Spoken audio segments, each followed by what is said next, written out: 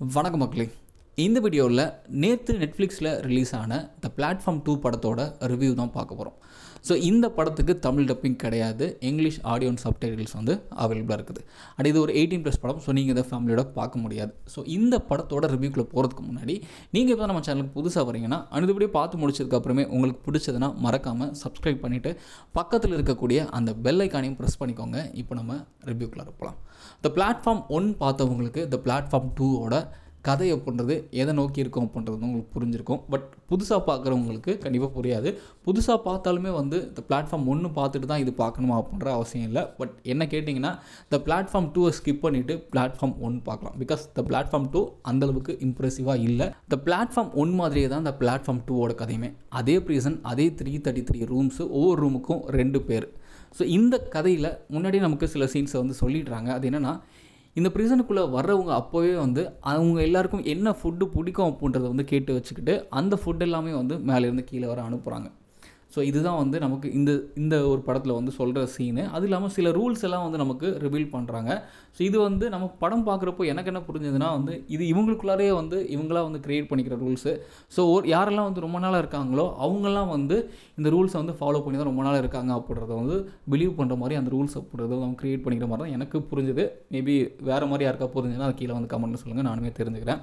So அப்படி வந்து அவங்களோட ஃபுட்டை மட்டும் சாப்பிட்டாங்கன்னா யாருக்கு எந்த பிரச்சனை வராது அப்படின்றத வந்து நம்புகிறாங்க. ஸோ அந்த மாதிரி சிலர் வந்து ஆக்டும் பண்ணுறாங்க. பட் ஒரு சிலர் வந்து அதுக்கு ஆப்போசிட் ஆக்ட் பண்ணுறாங்க. அதனால் வரக்கூடிய விளைவுகள் அப்படின்றது வந்து என்னன்றது நீங்கள் படத்தில் பார்த்து தெரிஞ்சுக்கோங்க.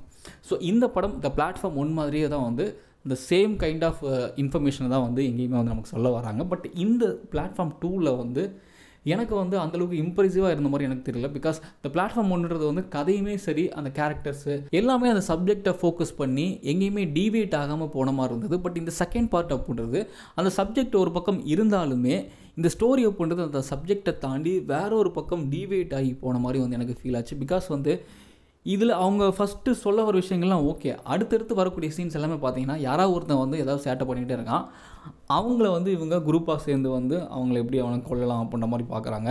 அப்படி இல்லாமல் இன்னொருத்தன் பார்த்தீங்கன்னா ஒரு குரூப் அப்படின்றது வந்து க்ரியேட் பண்ணிவிட்டு அவன் வந்து அதிகாரம் பண்ணிகிட்டு இருக்கான். ஸோ அவனை எப்படி இவங்க அழிக்கலாம் அப்படின்ற மாதிரி பார்க்குறாங்க. அண்ட் கடைசியாக வந்து அங்கேருந்து எப்படி தப்பிக்கிறாங்க அப்படின்ற மாதிரி பார்க்குறேன். இந்த மாதிரி வந்து ஒரு சில சீன்ஸை மட்டும் தான் வந்து ஃபோக்கஸ் பண்ணி போன மாதிரி இருந்தது. ஸோ இந்த கதை அப்படின்றது எனக்கு பார்ட் 1 அளவுக்கு வந்து அந்தளவுக்கு ஒரு இம்ப்ரெசிவாகவோ இன்டென்ஸாகவோ அவங்க சொல்ல வந்த விஷயத்தை வந்து தெளிவாக சொன்ன மாதிரியே வந்து எனக்கு தெரியலை. பட் எனக்கு இந்த பிளாட்ஃபார்ம் 1 2 கேட்டிங்கன்னா கண்டிப்பாக இந்த பிளாட்ஃபார்ம் 1 தான். ஸோ மற்றபடி இந்த படத்தில் நடித்த ஆக்டர்ஸோட ஆக்டிங் அதெல்லாம் வந்து ரொம்ப சூப்பரு. சினிமோட்டோகிராஃபிலாம் செமையாக இருந்துச்சு. மியூசிக்குமே வந்து ரொம்ப பெருசாக வந்து பயங்கர கூஸ்பம் தரக்கூடிய அளவுக்கு இல்லைனாலுமே வந்து ஓரளவுக்கு நல்லா இருந்தது. அந்த கோரான சீன்ஸ் எல்லாமே வந்து இந்த செகண்ட் பார்ட்லையுமே இருக்குது. ஸோ இதெல்லாமே இருக்குது. பட் இருந்தாலுமே வந்து கதை எங்கேயோ டீவியேட் ஆகி போன மாதிரி வந்து எனக்கு ஃபீல் ஆச்சு. ஸோ பிளாட்ஃபார்ம் 1 கம்பேர் பண்ணுறப்போ இந்த படம் எனக்கு சுத்தமாக பெருசாக பிடிக்கல. ஸோ என்ன கேட்டால் இந்த படத்துக்கு ரேட்டிங் வந்து நான் 10க்கு 5 தான் கொடுப்பேன். ஸோ நீங்கள் இந்த படம் பார்த்துட்டு உங்களுக்கு எந்தளவுக்கு பிடிச்சது அப்படின்றது வந்து கீழே கமெண்ட்டில் மறக்காம பதிவு பண்ணுங்கள். அப்படி இல்லைன்னா பெட்டர் நீங்கள் ஸ்கிப் பண்ணிடலாம். மற்றும் ஒரு சூப்பரான வீடியோவில் சந்திக்கிறேன். நன்றி.